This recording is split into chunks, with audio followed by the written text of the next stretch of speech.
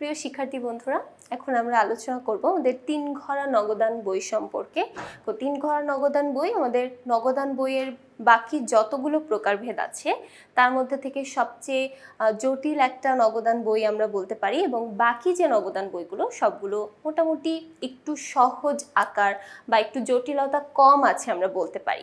তো এখানে জটিলতা বেশি থাকার কারণ হলো এখানে কলাম সংখ্যা বেশি, আবার টাকার ঘরের সংখ্যাও কিন্তু বেশি। অর্থাৎ এখানে আমরা বেশি পরিমাণ ইনফরমেশন একসাথে লিপিবদ্ধ করি বিধায় এটা কিন্তু একটু জটিলতর একটা নগদান বই হয়ে যায়।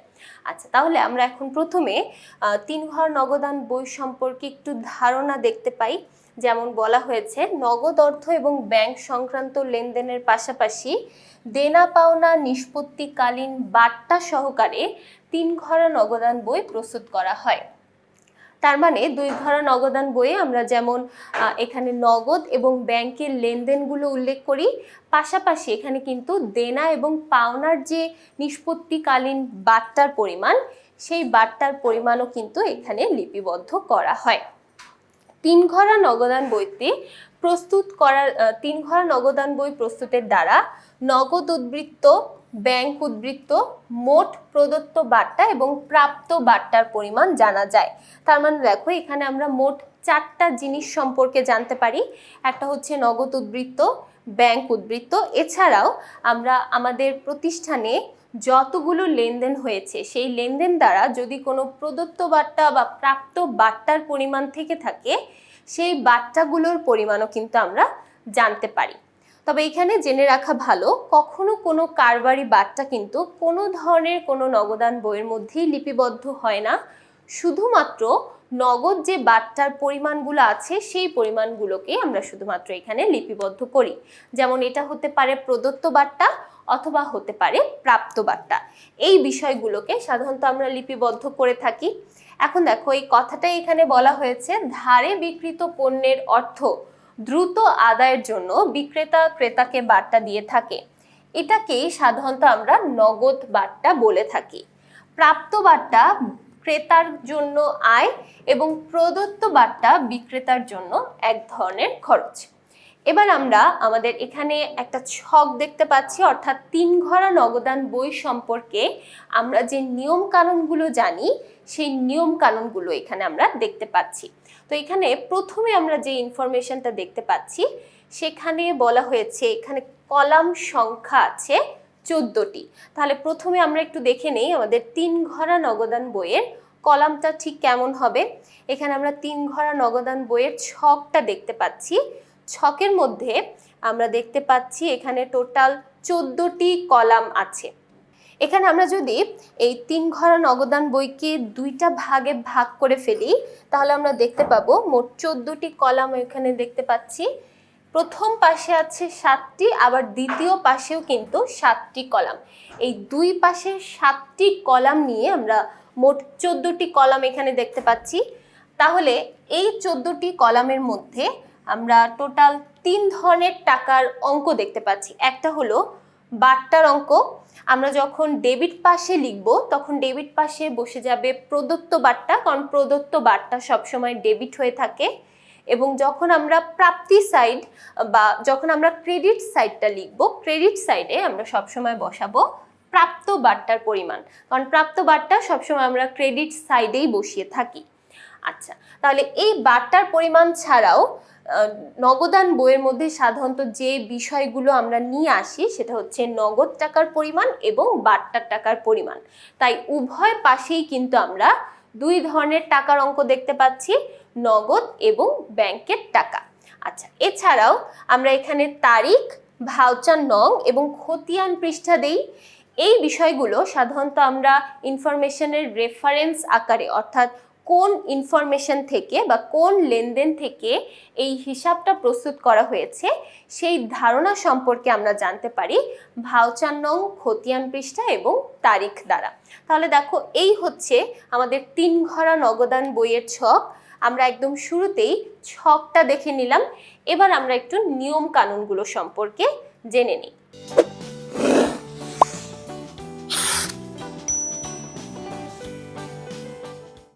প্রথমে আমরা এখানে দেখে নিলাম যে এখানে টোটাল কলাম সংখ্যা আছে 14টি, অর্থাৎ ডেবিট পাশে আছে 7টি, আবার ক্রেডিট পাশেও আছে 7টি। দুইটা মিলে আমরা টোটাল 14টা কলাম এখানে দেখতে পাই। এছাড়াও এখানে আমরা বাট্টার কিছু হিসাব অন্তর্ভুক্ত করি। দেনাদারকে ছাড় দিলে সেটাকে আমরা প্রদত্ত বাট্টা বলে থাকি, অর্থাৎ যেটা আমাদের জন্য এক ধরনের ব্যয় বা খরচ। সেটা আমরা সাধারণত ডেবিট পাশে, এবং পাওনাদারের কাছ থেকে যদি আমরা কোনো ছাড় পেয়ে থাকি বা বাট্টা পেয়ে থাকি সেটাকে আমরা সাধারণত প্রাপ্ত বাট্টা বলে থাকি, এবং প্রাপ্ত বাট্টা আমাদের জন্য এক ধরনের আয়, তাই এটাকে আমরা ক্রেডিট পাশে বসাই। এরপর আসি ব্যালেন্স। নগদ এবং ব্যাংক কলামের ব্যালেন্স নির্ণয় করা হলেও বাট্টা কলামের কখনো কোনো ব্যালেন্স বের করতে হয় না।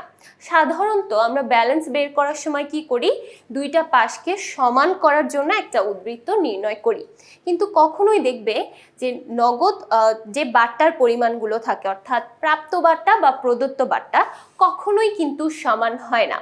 সমান হয়ে গেলেও এক্ষেত্রে আমাদের বাট্টার অঙ্কের কখনো কোনো উদ্বৃত্ত বা ব্যালেন্স নির্ণয় করতে হয় না। অর্থাৎ দুইটা পাশ সমান করার জন্য বা ব্যালেন্স করার জন্য আমরা যে প্লাস মাইনাসের কাজটা করে থাকি, সেই কাজটা আমরা বাট্টার ঘরের জন্য কখনো করব না, শুধুমাত্র নগদ বা ব্যাংক ঘরের জন্য করব। এরপর বলা হয়েছে শুধু 3 ঘরা নগদান বইয়ে ডেবিট এবং ক্রেডিট পাশে একটি করে বাট্টার ঘর লিখতে হয়। আমরা ইতোমধ্যে যে 1 ঘরা নগদান বই এবং 2 ঘরা নগদান বই দেখেছি, এই দুইটা নগদান বইয়ের মধ্যে কিন্তু কোনো ধরনের কোনো বাট্টার পরিমাণ আমরা নিয়ে আসিনি।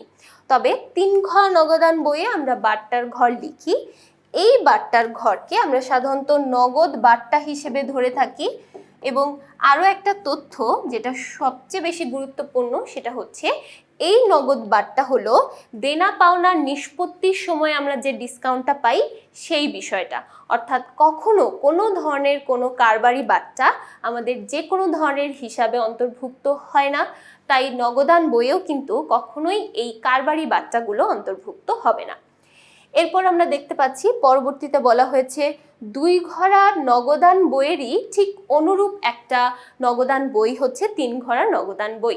শুধুমাত্র একটা জায়গাতেই একটু তফাৎ আছে, এবং সেটা হচ্ছে বাট্টার টাকার পরিমাণ। অর্থাৎ এই 3 ঘরা নগদান বইয়ের মধ্যে আমরা বাট্টার টাকাটাকে নিয়ে আসি, 2 ঘর নগদান বইয়ে বাট্টার টাকা নিয়ে আসার কোনো প্রয়োজন পড়ে না। ক্রয় বা বিক্রয়কালীন বাট্টা অর্থাৎ কারবারি বাট্টা কোনো ক্রমেই লিপিবদ্ধ হবে না। মাত্র যে ইনফরমেশনটা বলেছি সেটাই কিন্তু এখানে খুব সুন্দর করে লেখা আছে।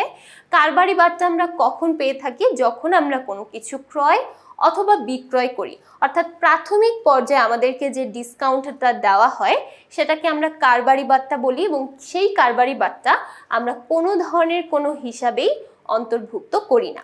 এছাড়াও আরও কিছু নিয়ম কানুন আমরা একটু দেখে নিই। এবার দেখতে পাচ্ছি প্রারম্ভিক ব্যালেন্স সম্পর্কে আমাদের এখানে একটা নিয়ম বলা হয়েছে। নগদ জমা অথবা ব্যাংক জমা, এবং সেই ব্যাংক জমাটা যদি হয়ে থাকে ডেবিট, এবং যদি দেখো যে আমাদের প্রশ্নের মধ্যে বলা হয়েছে ব্যাংক জমা, তার মানে সেটা জমাকে নির্দেশ করছে বা ডেবিট ব্যালেন্সকে নির্দেশ করছে। তাই আমরা এটাকে ব্যালেন্স বিডি আকারে ডেবিট পাশে, অর্থাৎ প্রাপ্তির যে সাইডটা থাকে সেই সাইডে নগদ এবং ব্যাংকের ঘরে টাকাটা বসাই। কিন্তু যদি কোনো কারণে ব্যাংক জমাতিরিক্তের পরিমাণ থাকে, জমাতিরিক্তের পরিমাণ থাকলে সেটা আমরা ক্রেডিট দিকে বসাই। এবং মনে রাখতে হবে ব্যাংক জমাতিরিক্ত উত্তোলন শুধুমাত্র ব্যাংকের ঘরেই বসবে, আমাদের নগদ উদ্বৃত্তের পরিমাণ কখনো ক্রেডিট সাইডে বসে না। অর্থাৎ নগদ ব্যালেন্সের পরিমাণ কখনো ক্রেডিট হবে না নগদান বইয়ের উদ্বৃত্তের ক্ষেত্রে। সবসময় এটার উদ্বৃত্ত ডেবিট পাশেই বসবে, তবে ব্যাংকের উদ্বৃত্ত ক্রেডিট হতে পারে অথবা ব্যাংকের জমা ক্রেডিট হতে পারে। যদি সেখানে বলা থাকে ব্যাংক ওডি অথবা ব্যাংক জমাতিরিক্ত, সেক্ষেত্রেই শুধুমাত্র আমরা সেটাকে ক্রেডিট পাশে বসাবো। এরপর দেখতে পাচ্ছি নগদ চেক প্রাপ্তি এবং পরিশোধের কথা বলা আছে। আমরা দুইটাকে একসাথেই বলতে পারি। যদি কোনো ধরনের কোনো নগদ প্রাপ্তি ঘটে, অর্থাৎ কোনো একটা নগদ কেউ তোমাকে পরিশোধ করেছে, অর্থাৎ তুমি নগদ পেয়েছো, এরকম কোনো এন্ট্রি যদি দেওয়া থাকে তাহলে সেটাকে আমরা প্রাপ্তি পাশে ডেবিট ঘরে বসাই। এখন সেম কাজ হয়ে থাকে যদি আমরা চেক পেয়ে থাকি। চেক পাওয়া গেলে সেটাকে আমরা ব্যাংকের কোনো একটা হিসাব হিসেবে ধরে আমাদের ব্যাংক কলামে বসাই এবং নগদ কোনো লেনদেন হলে সেটাকে আমরা নগদ ঘরে বসাই। পরিশোধের ক্ষেত্রেও ঠিক সেম। আমরা যদি নগদে কোনো টাকা পরিশোধ করে থাকি সেই পরিশোধগুলোকে সাধারণত আমরা প্রদান সাইডে অর্থাৎ ক্রেডিট পাশের প্রদান সাইডে বসিয়ে থাকি। সেম কাজই হবে যদি আমরা চেক পরিশোধ করে থাকি। চেক পরিশোধের ক্ষেত্রে আমরা চেকে যে পরিশোধ অর্থাৎ ব্যাংক ব্যালেন্সের যে হ্রাস পাওয়ার বিষয়টা সেটা আমরা প্রদান পাশে ব্যাংকের ঘরে বসিয়ে থাকি। এরপর আমরা দেখতে পাচ্ছি কন্ট্রা এন্ট্রি সম্পর্কে কিছু লেখা আছে। ব্যাংকে জমা এবং অফিসের প্রয়োজনে উত্তোলন, এই দুইটা এন্ট্রিকে সাধারণত আমরা কন্ট্রা এন্ট্রি বলে থাকি। তাহলে যখন আমাদের কন্ট্রা এন্ট্রিগুলো হয় অর্থাৎ ব্যাংকে জমা অথবা অফিসের প্রয়োজনে যখন আমরা ব্যাংক থেকে টাকা তুলি, সেই দুইটা লেনদেন নগদ এবং ব্যাংক উভয় কলামে বিপরীত দাখিলা বা কন্ট্রা এন্ট্রি হিসেবে বসে যায়। অর্থাৎ এক্ষেত্রে আমাদের ব্যাংকের ঘরেও টাকা বসে আবার নগদের ঘরেও টাকা বসে। অর্থাৎ একসাথে ডেবিট এবং ক্রেডিট উভয়ই হয়। একটা হয় ডেবিট আরেকটা হয় ক্রেডিট। অর্থাৎ নগদ যদি হয় ডেবিট তাহলে ব্যাংক হয়ে যাবে ক্রেডিট। ঠিক এভাবেই আমরা কন্ট্রা এন্ট্রিগুলোকে লিপিবদ্ধ করি।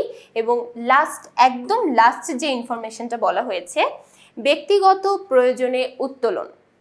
সাধারণত ব্যক্তিগত প্রয়োজনে যদি মালিক তার ব্যবসা থেকে অথবা ব্যাংক থেকে উত্তোলন করে, ব্যবসা থেকে নগদ টাকা তুললে সেটা আমরা প্রদান পাশে অর্থাৎ ক্রেডিট সাইডে প্রদান পাশে নগদের ঘরে টাকাটা বসাই। এবং যদি আমাদের বলা থাকে ব্যক্তিগত প্রয়োজনে ব্যাংক থেকে মালিক উত্তোলন করেছে, তাহলে আমরা ক্রেডিট সাইডে প্রদান পাশে ব্যাংকের ঘরে টাকাটা বসাই। এখন এখানে প্রশ্ন হচ্ছে কখন আমরা কোনটাতে বসাবো। যদি বলা থাকে নগদ টাকা উত্তোলন করা হলো, সেক্ষেত্রে আমরা অবশ্যই বসাবো নগদের ঘরে। এবং যদি ব্যাংকের কথাটা উল্লেখ করা থাকে তাহলে আমরা বসাবো ব্যাংকের ঘরে। তাহলে দেখো, এই ছিল আমাদের 3 ঘরা নগদান বই সম্পর্কিত কিছু ইনফরমেশন। প্রায় প্রত্যেকটা ইনফরমেশনই কিন্তু 2 ঘরা নগদান বইয়ের মতোই, শুধুমাত্র একটাই ডিফারেন্স এবং সেটা হচ্ছে আমাদের বাট্টার টাকার পরিমাণ। আমরা এখানে নিয়ে আসি নগদ বাট্টা অর্থাৎ প্রদত্ত বাট্টা এবং প্রাপ্ত বাট্টাকে আমরা একসাথে আমাদের এই 3 ঘরা নগদান বইয়ের মধ্যে নির্ণয় করে থাকি বা দেখিয়ে থাকি। আশা করছি 3 ঘরা নগদান বই সম্পর্কে সবাই প্রত্যেকটা তথ্য এবং ধারণা বুঝতে পেরেছ। পরবর্তী পর্বগুলো দেখার জন্য সবাইকে আমন্ত্রণ জানিয়ে আজকে এখানেই শেষ করছি। সবাই ভালো থাকবে, সুস্থ থাকবে। ধন্যবাদ।